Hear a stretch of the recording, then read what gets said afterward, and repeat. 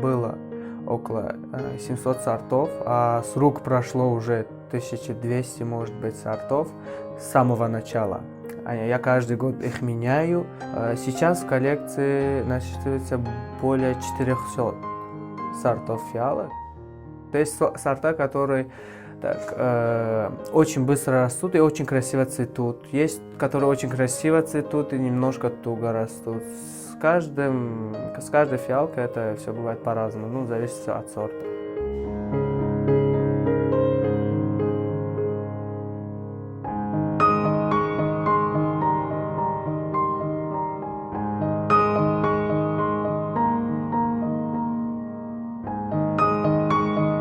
Я все начал сам. Основной мой помощник — это интернет.